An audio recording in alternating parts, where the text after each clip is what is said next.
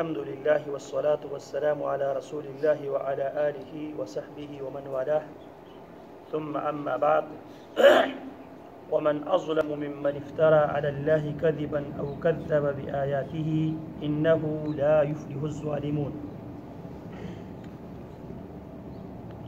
سورہ الانعام آیت نمبر 21 میں اللہ فرماتے ہیں وَمَنْ أَظْلَمُ مِمَّنِ افْتَرَى، اس آدمی سے بڑا ظالم کون ہو سکتا ہے جس نے اللہ پر جھوٹ باندھا، او کذب بآیاتہ، یا اللہ کی آیتوں کو جھٹلایا، یا جھوٹ گڑھ کر اللہ کی طرف منسوب کیا یا اللہ کی آیتوں کو جھٹلایا. انہ لا یفلح الظالمون، حقیقت یہ ہے کہ ظالم کسی بھی صورت میں فلاح پانے والے نہیں ہیں. اس آیت میں دو قسم کی باتیں بیان ہوئی ہے. پہلی بات ہم عرض کر چکے ہیں ظلم کے حوالے سے. ظلم کی 3 قسمیں ہیں. ایک خالق اور مخلوق سے اس کا تعلق ہے، ایک مخلوق اور مخلوق سے اس کا تعلق ہے، اور ایک ظلم مخلوق اور اس کی اپنی جان سے اس کا تعلق ہے. اسی لیے اللہ رب العالمین نے خالق اور مخلوق کے درمیان جو شرک ہے اس کو ظلم عظیم سے تعبیر کیا ہے، اور خالق مخلوق اور مخلوق کے درمیان ہے اسے بھی ظلم کہا ہے. اور ایک ظلم جو مخلوق اپنے ساتھ کرتا ہے جسے خودکشی کہا جاتا ہے. اسی لیے اللہ نے تمام قسم کی نشہ آور چیزوں کو اور تمام حرام چیزوں کو اس لیے حرام قرار دیا ہے کیونکہ یہ چیزیں در حقیقت انسان کے لیے نقصان دہ ہیں. آج ہم اس کے دوسری پہلو ہے اس پر گفتگو کرتے ہیں. وہ یہ ہے کہ او کذب بآیاتہ ومن اظلم ممن افترى علی اللہ کذبا، اس آدمی سے بڑا ظالم اور کون ہو سکتا ہے جو جھوٹ بول کر اس جھوٹ کو اللہ کی طرف منسوب کرتا ہے. اس میں سے بہت بڑی جو بیماری ہے جو اس وقت عام ہے، ہم کسی کے ظاہری قول و فعل کو دیکھ کر ہم اس کے بارے میں یہ فیصلہ صادر کرتے ہیں یہ شخص دائرہ اسلام سے خارج ہے، یہ شخص کافر ہے، یہ مشرک ہے. یہ فیصلہ صادر کرنے میں ہم بہت جلد بازی سے کام لیتے ہیں. یہ بھی انہی کاموں میں سے ممن افترى علی اللہ کذبا، اس بندے نے اللہ پر جھوٹ گڑھ کر اللہ کی طرف منسوب کیا. کیا معلوم آپ کو کہ اس بندے نے اللہ سے سچی توبہ کیا ہو؟ اور یہ ضروری نہیں ہے توبہ کرنے کے لیے کہ وہ آپ کے پاس آ کے رجسٹر کروائے جناب میں اللہ سے سچے دل سے توبہ کر چکا ہوں لہٰذا آپ میرے بارے میں یہ رائے قائم نہ کریں. یہ ضروری نہیں ہے.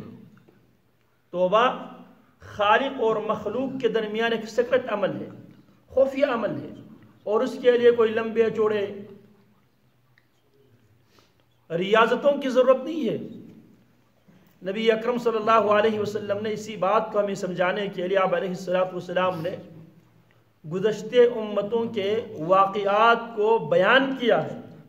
نبی علیہ السلام کی مشہور حدیث ہے جو ہم کئی بار سن چکے ہیں. بنی اسرائیل میں ایک آدمی تھا جو 99 افراد کو قتل کر چکا تھا. کسی عابد کے پاس چلا گیا، زاہد کے پاس چلا گیا، عابد زاہد آدمی کے پاس جو عالم نہیں تھا، اس کے پاس جاتا ہے اور اس سے سوال کرتا ہے اب تک میں 99 انسان کو قتل کر چکا ہوں، کیا میرے لیے کوئی واپسی کا راستہ ہے؟ توبہ کا کوئی میرے لیے کوئی آپشن ہے؟ تو وہ کہنے لگا اب 99 آدمی قتل کر چکے اور تو توبہ، پھر تو اور توبہ یہ تو ممکن ہی نہیں ہے. وہ تیش میں آتا ہے، آتے ہی اس عابد کو بھی قتل کرتا ہے، 100 کی گنتی مکمل کرتا ہے. پھر وہ کسی عالم کے پاس یہی مسئلہ لے کر جاتا ہے.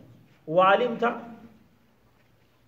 اور اسے معلوم تھا توبہ ہر چیز کے لیے توبہ اللہ رب العالمین نے بطور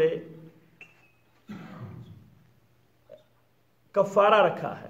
وہ عالم نے اسے کہا ہاں تیری توبہ ہو سکتی ہے اس شرط پہ کہ تجھے اپنے علاقہ چھوڑنا پڑے گا، کیونکہ انسان جس ماحول میں رہتا ہے، جس علاقے میں رہتا ہے، اس ماحول کا اور انسان کی جو سوسائٹی ہے اس کا بھی انسان کے جو عادات اور اس کی اخلاق کے اوپر ایک گہرا نقش پڑتا ہے۔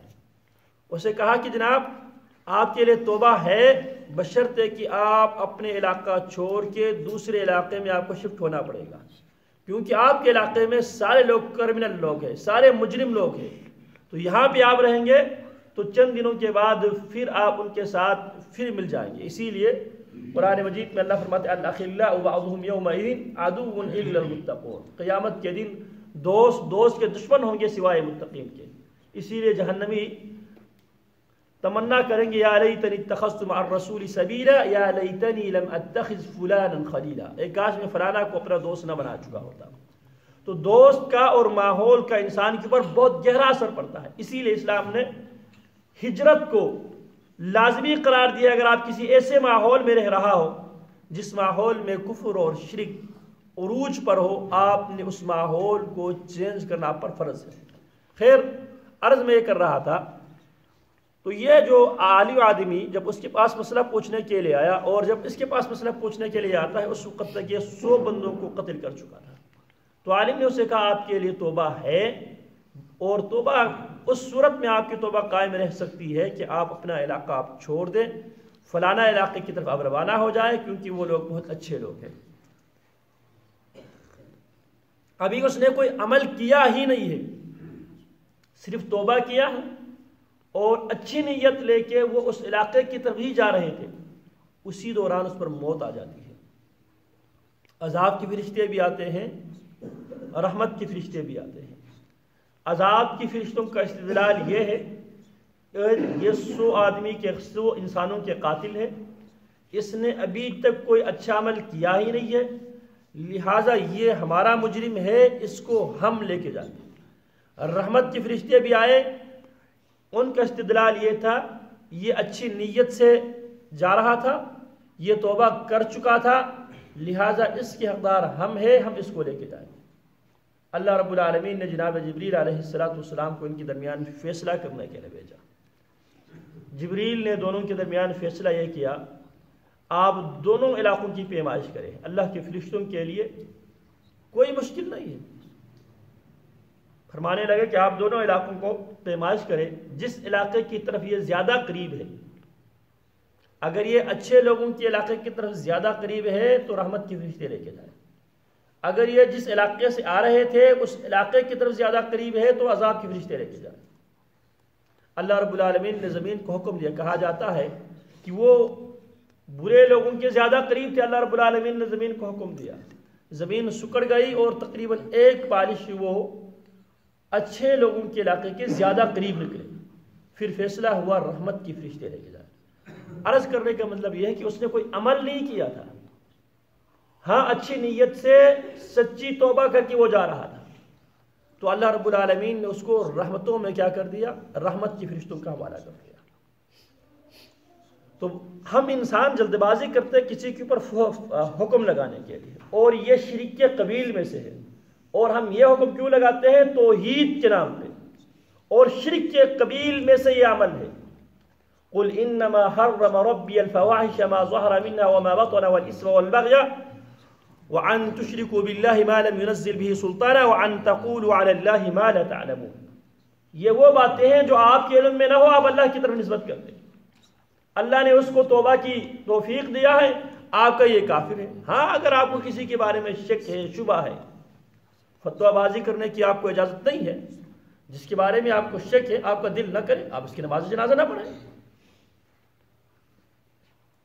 اگر آپ کو کسی کے بارے میں شک ہے، بھئی یہ برا آدمی تھا، آپ کو شک ہے، تو آپ زبان سے اس کے بارے میں کچھ باتیں کرنے کے بجائے آپ بالکل اس کی نماز جنازہ نہ پڑھیں۔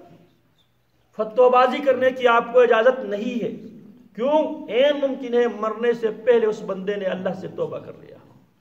بس اوقات انسان مرتا ہے شرک کی حالت میں، لیکن وہ در حقیقت توبہ تائب ہو چکے ہوتے ہیں۔ اللہ اکبر کبیرہ، نبی اکرم صلی اللہ علیہ وسلم کی ایک مشہور حدیث ہے، یہ بھی ہم بار بار سنتے ہیں۔ نبی علیہ السلام فرماتے کہ آدمی مرنے لگا، اس نے بچوں سے وصیت کی، میرے بچوں میں نے کوئی جرم ایسا ہے ہی نہیں جس کو میں نے نہ کیا۔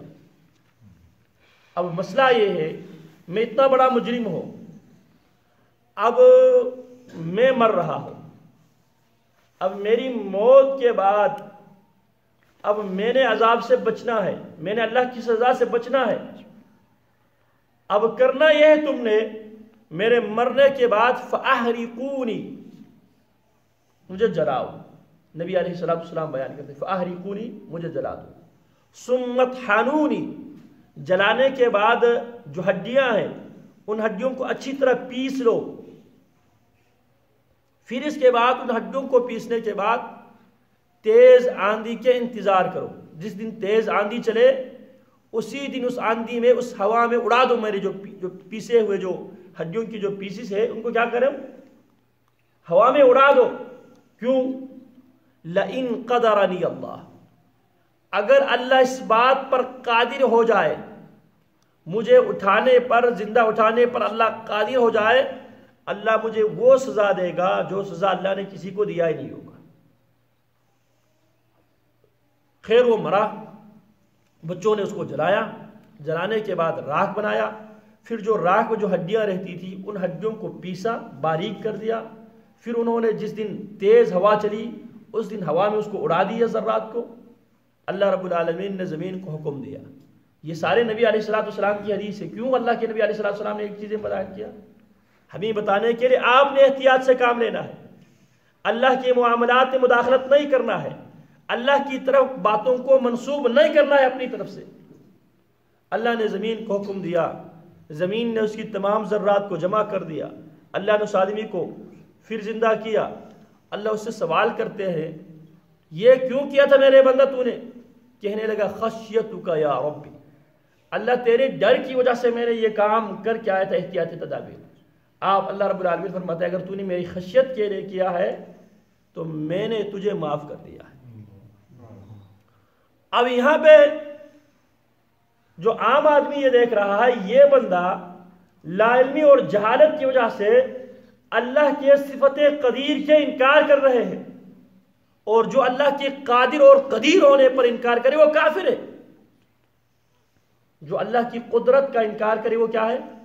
کافر ہے۔ ان اللہ علی کل شیء قدیر، اللہ ہر چیز پر قدیر ہے۔ بظاہر یہ آدمی اللہ کی قدرت کا انکار کر رہا تھا، جب میرے بچے مجھے جلائیں گے، مجھے پیس کے راکھ بنا دیں گے، پھر راکھ کو ہوا میں اڑا دیں گے، پھر اللہ مجھے اٹھا ہی نہیں سکے گا، اس طرح میں اللہ کے عذاب سے سزا سے بچ جاؤں گا۔ لیکن یہ وہ کر رہا تھا کس بنیاد پہ؟ جہالت کی بنیاد پہ۔ اسے علم نہیں تھا اللہ ہر چیز پر قادر ہے، تو اللہ رب العالمین نے اس کو کیا کر دیا؟ جنت میں داخل کر دیا۔ عام آدمی دیکھتا ہے یار یہ اللہ کی قدرت کے انکاری ہے تو یہ کیسے جنت میں داخل ہوگا؟ لہٰذا یہ عام انسان کو معلوم نہیں ہے کیا یہ لا علمی کی وجہ سے یہ کام کیا تھا یا جان بوجھ کے کیا تھا۔ اسی طرح جو غلطی کرنے والے انسان کے بارے میں ہمیں یہ یقین نہیں ہے کہ اس نے یہ کام جان بوجھ کے کیا ہے یا لا علمی کی وجہ سے کیا ہے۔ لہٰذا عرض میں یہ کر رہا تھا وَأَن تَقُولُوا عَلَى اللَّهِ مَا لَا تَعْلَمُونَ، اللہ کے بارے میں جو باتیں ہم کر کے اللہ کی طرف منسوب کرنا یہ شرک کے قبیل میں سے ہے۔ اور یہاں پہ اللہ رب العالمین نے فرمایا وَمَنْ أَظْلَمُ مِمَّنِ افْتَرَىٰ عَلَى اللَّهِ كَذِبًا، اس آدمی سے بڑا ظالم کون ہو سکتا ہے جو اللہ پر جھوٹ گڑھ لیتا ہے، أَوْ كَذَّبَ بِآيَاتِهِ، یا اللہ کی آیتوں کو جھٹلاتے ہیں۔ إِنَّهُ لَا يُفْلِحُ الظَّالِمِينَ، بے شک ظالم فلاح نہیں پاتے۔ اللہ رب العالمین ہمیں ان چیزوں سے بچنے کی توفیق عطا فرمائے۔ وصلی اللہ وسلم علی نبینا محمد وعلی آلہ وصحبہ اجمعین۔